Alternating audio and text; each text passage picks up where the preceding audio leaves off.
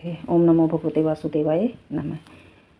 जब महाभारत का युद्ध हो रहा था तो सेना खड़ी थी, दोनों पक्षों में धनुष बजा दिए थे। तो धृतराष्ट्र व्याकुल हो रहा था, संजय से पूछ रहा था कि बताओ कौरवों में और पांडवों में दोनों में क्या चल रहा है। तो संजय ने बताया इतनी चतुराई के साथ कि हे राजन, सब अब अपना घोष कर रहे हैं। हे राजन, कुंती पुत्र राजा युधिष्ठिर ने अपना अनंत विजय नामक शंख बजाया तथा नकुल और सहदेव ने सुघोष एवं मणिपुष्प शंख बजाया।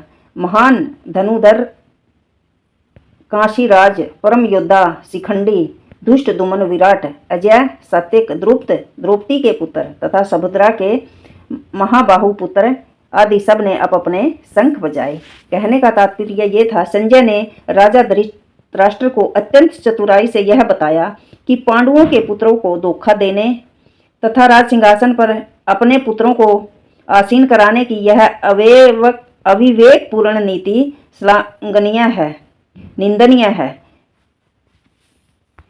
लक्षणों से तो यह सूचित हो रहा है कि इस महाभारत के युद्ध में सारा कुरुवंश मारा जाएगा। भीष्म पितामह से लेकर अभिमन्यु तक, अन्य पुत्रों तथा विश्व के अनेक देशों के राजाओं समेत उपस्थित सारे के सारे लोगों का विनाश निश्चित था। यह सारी दुर्घटना राजा धृतराष्ट्र के कारण होने जा रही थी, क्योंकि उसने अपने पुत्रों को कुनीति का प्रोत्साहन दिया।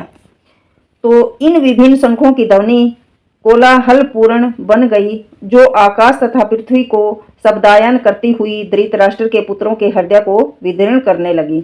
जब भीष्म तथा दुर्योधन के पक्ष में अन्य वीरों ने अपने अपने शंख बजाए तो पांडवों के हृदय विदीर्ण नहीं हुए। ऐसी घटनाओं का वर्णन कहीं नहीं मिलता, किंतु इस श्लोक में कहा गया है कि पांडव पक्ष में शंखनाद से धृतराष्ट्र के पुत्रों के हृदय विदीर्ण हो गए। इसका कारण स्वयं पांडव तथा भगवान श्री कृष्ण में उनका विश्वास। परमेश्वर की शरण ग्रहण करने वाले को किसी भी प्रकार का भय नहीं रहता, चाहे वह कितनी भी विपत्ति में क्यों न हो।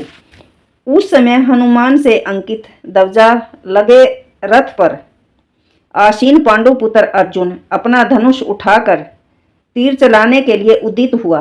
हे राजन, धृतराष्ट्र के पुत्रों को व्यू में खड़ा देखकर अर्जुन ने श्री कृष्ण से ये वचन कहे। इसका तात्पर्य यह है कि युद्ध प्रारंभ होने ही वाला था। पांडवों की सेना के अप्रत्याशित व्यवस्था से धृतराष्ट्र के पुत्र बहुत ही निरुत्साहित थे, क्योंकि युद्ध भूमि में पांडवों का निर्देशन भगवान श्री कृष्ण के आदेश के अनुसार हो रहा था। अर्जुन की ध्वजा पर हनुमान का चिन्ह भी विजय का सूचक है, क्योंकि हनुमान ने राम और रावण युद्ध में राम की सहायता की थी, जिससे राम विजयी हुए थे।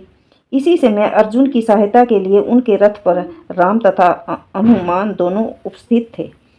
भगवान कृष्ण साक्षात राम हैं, और जहाँ राम रहते हैं वहाँ उनका नित्य सेवक हनुमान होता है तथा उनकी नित्य संगनी वैभव की देवी सीता उपस्थित रहती है।